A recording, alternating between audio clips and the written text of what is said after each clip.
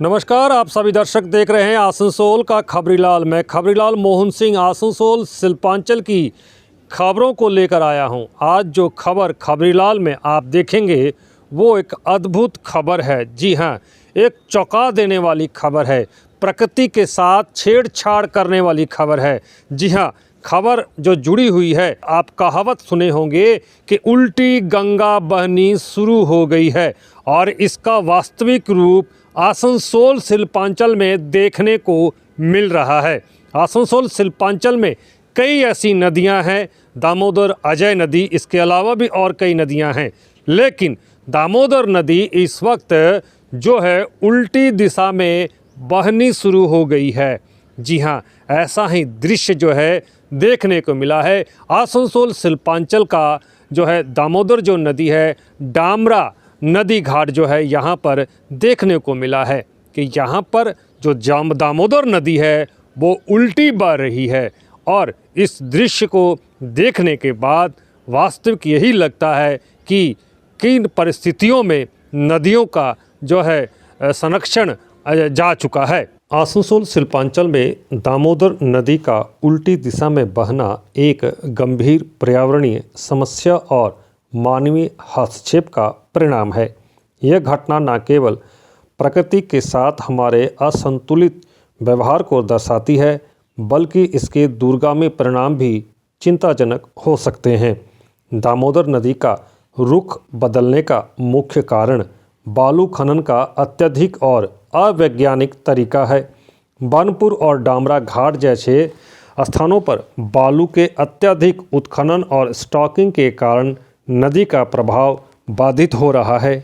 इसके परिणाम स्वरूप नदी अपने प्राकृतिक प्रवाह के विपरीत दिशा में बहने को मजबूर हो गई है। पर्यावरणीय असंतुलन ये घटना पारिस्थितिक तंत्र को प्रभावित कर सकती है।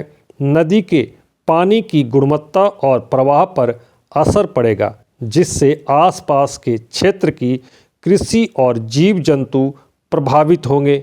नदी का अस्तित्व खतरे में हो सकता है।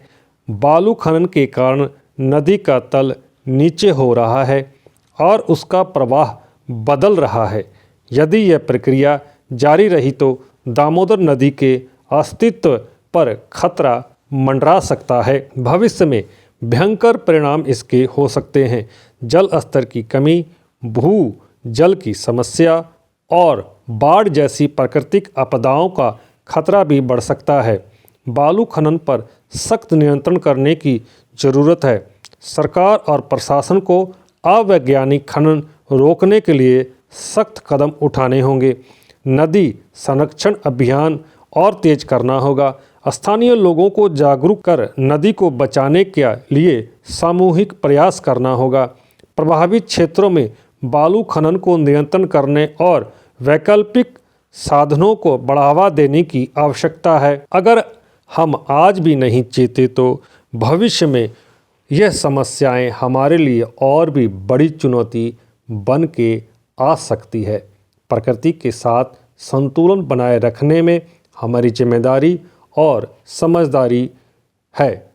अगर इसी तरह से जो है अवैज्ञानिक तरीके से बालू का खनन आसनसोल शिल्पांचल में होता रहा तो कहीं ना कहीं एक दिन ऐसा आएगा कि जिस तरह से आज ये नदी उल्टी दिशा में बहनी शुरू हो गई है, उस तरह से और नदी नाम की कोई शायद चीज़ ही ना रहे।